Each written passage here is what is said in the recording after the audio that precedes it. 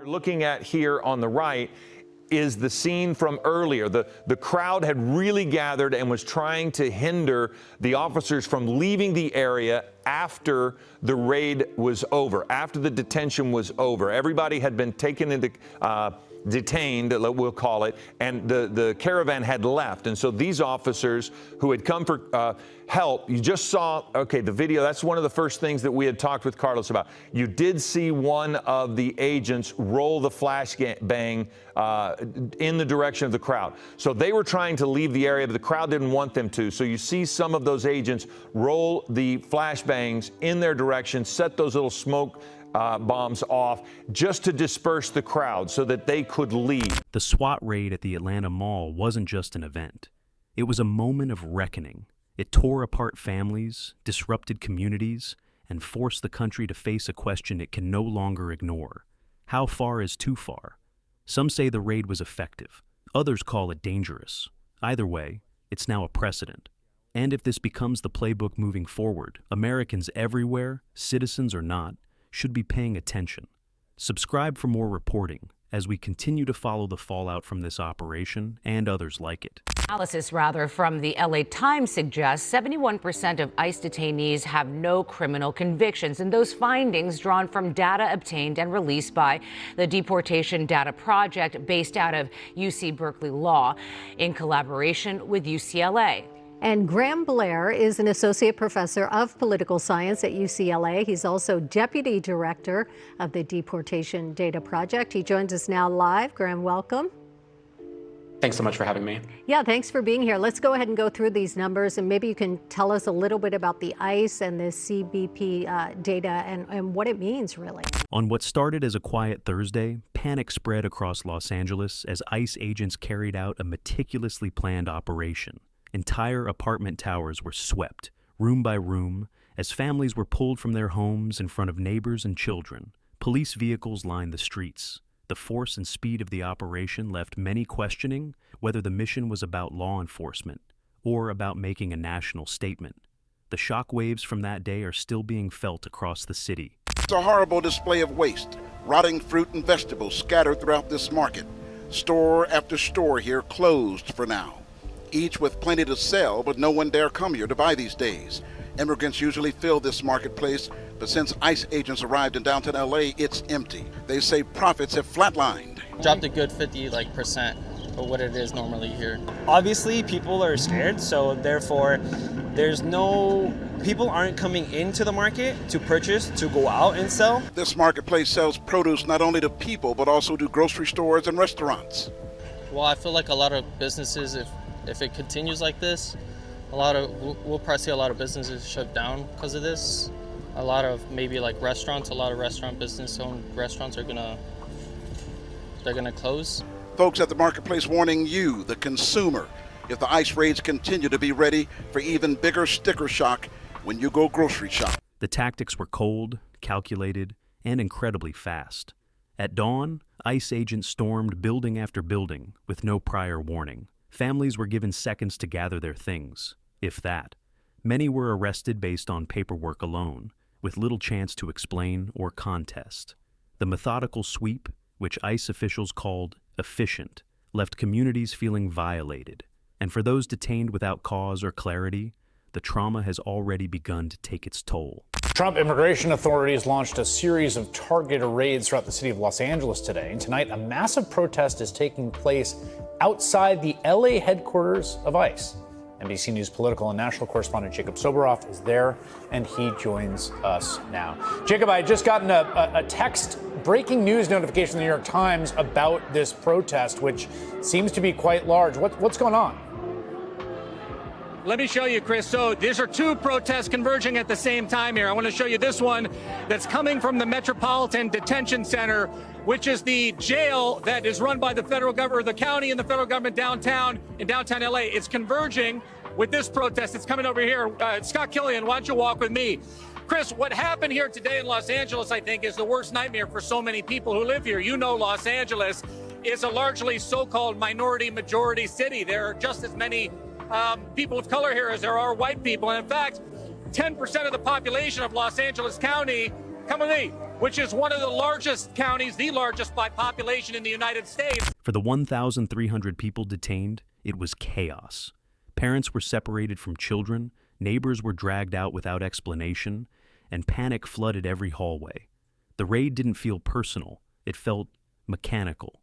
Agents knocked, people were taken. No answers, no warnings, no time to resist.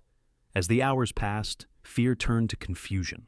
Was this about lawbreaking or headlines? And how many of those swept up actually had a chance to speak before they were already gone? A federal judge blocks the Trump administration from conducting immigration raids in Southern California, at least some of the rules on it. But have those activities actually stopped?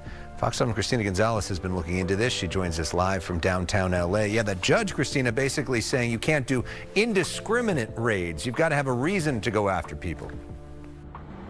Exactly. And, you know, today some of the farm workers we were talking to, who are calling for a strike, by the way, are saying that they have continued. So let me go to these images that I was able to get from the organization Unión del Barrio. They are looking into these photos, and they show federal agents supposedly today in Montebello. They are gathering, and then they're detaining at least 2 people. One of those I was able to check out. That person may have had a warrant, an old warrant. The other one, we don't know yet why they were stopped. So it does seem that things are slowing down, because I didn't get 30 of these every Monday like I do. But some kind of action continues by the federal authorities. You know, and here's what the immigrants are saying. It has to stop. Listen. As the dust settled, legal experts and civil rights groups began asking tough questions. Was this a lawful operation or an act of overreach masked as enforcement? The use of force, lack of due process, and absence of transparency have fueled claims that this wasn't just enforcement. It was a warning shot. Critics argue the sweep violated constitutional rights. Supporters call it necessary. But one thing is certain.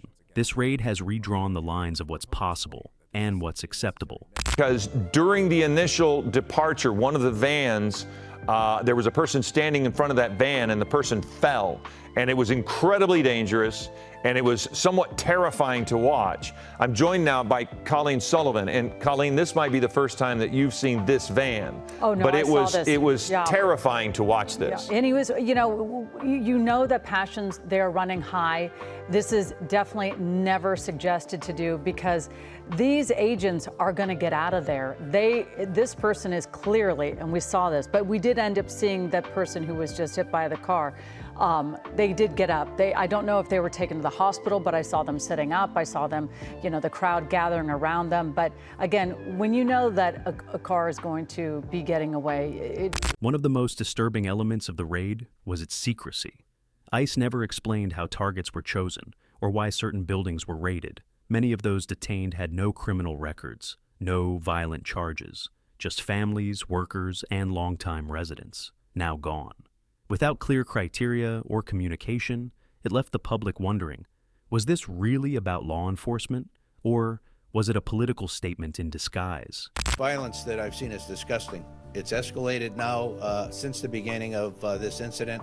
What we saw the first night was bad. What we've seen subsequent to that is getting increasingly worse and more violent. Tonight we had individuals out there shooting commercial-grade fireworks at our officers.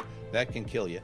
And we have adapted our tactics to be able to have a chance to be able to take these people into custody and to be able to hold them accountable. We are overwhelmed as far as the number of people out there engaged in this type of activity and the type of things that they're doing. What is your position on the National Guard being deployed? Do we need them here? We have tremendous capability here. To say that we would go to that right away, I'd say we wouldn't have been there yet. Looking at the violence tonight, I think we got to make a reassessment. IC says it's enforcing the law, but critics say the agency has crossed a line, replacing enforcement with intimidation. Local police were reportedly involved in planning and executing parts of the raid. That cooperation has raised serious concerns about blurred boundaries and shattered trust. Did these agencies uphold the law, or help fuel a system that bypasses due process in favor of public fear? what kind of report, investigation happens after this? I don't even know if that person stuck around. But again, you can see people were throwing things at that vehicle, that ICE vehicle, I believe it was, ICE agents inside the vehicle with other people who were detained, but you saw people throwing things at them. You saw people approaching this car. You can see that people, they are definitely putting themselves out there, showing that they are not happy with what's happening.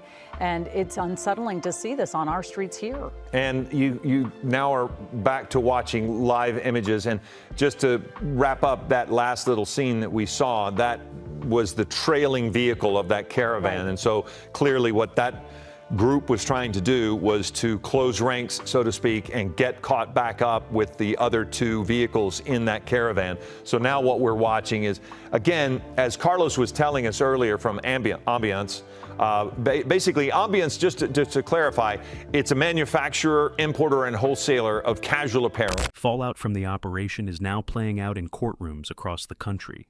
Civil rights lawyers are challenging the legality of the raids, citing unlawful detentions, denied legal access, and lack of proper documentation.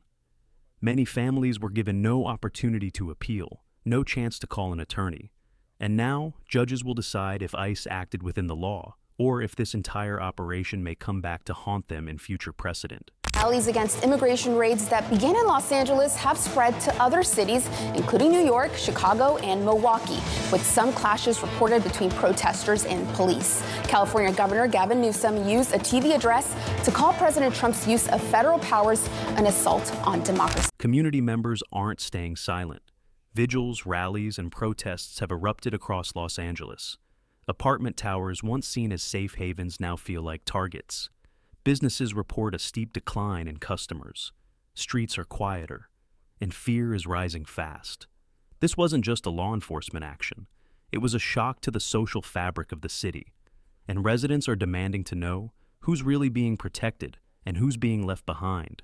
MacArthur Park becomes the latest scene of a massive presence of immigration enforcement agents, heavily armed federal agents on horseback in military vehicles descending onto that park. This time, things ended differently than we've seen in the past. Fox 11's Laura Diaz live in downtown LA with more.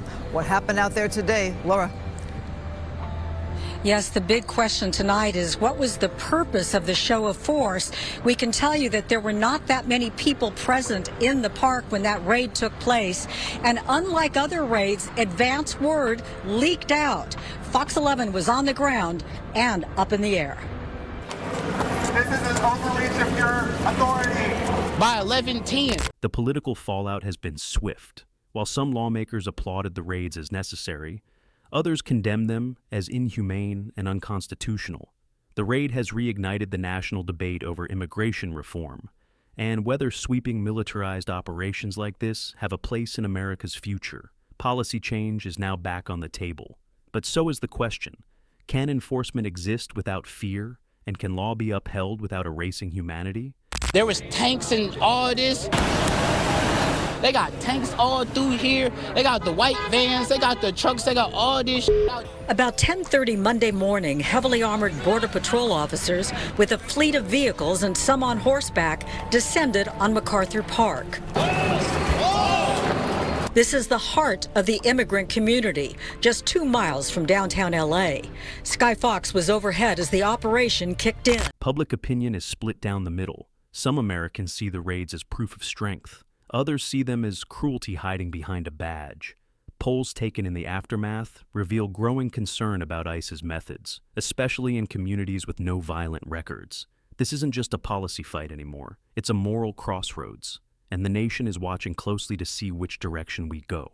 Analysis, from the LA Times suggests 71% of ICE detainees have no criminal convictions, and those findings drawn from data obtained and released by the Deportation Data Project based out of UC Berkeley Law in collaboration with UCLA.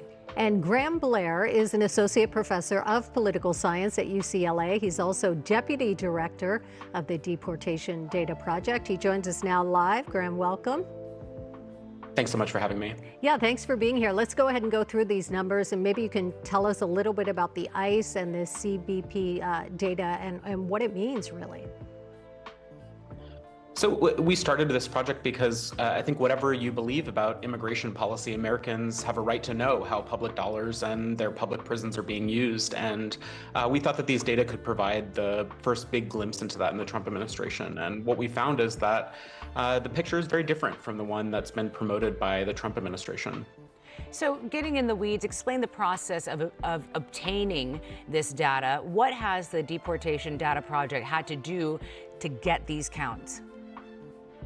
You know, unfortunately, the government is required under the Freedom of Information Act and other federal laws to publish this data regularly, but they aren't. And so we've been filing a series of regular Freedom of Information Act requests with each of the immigration enforcement agencies, ICE, Customs and Border Protection, the immigration courts.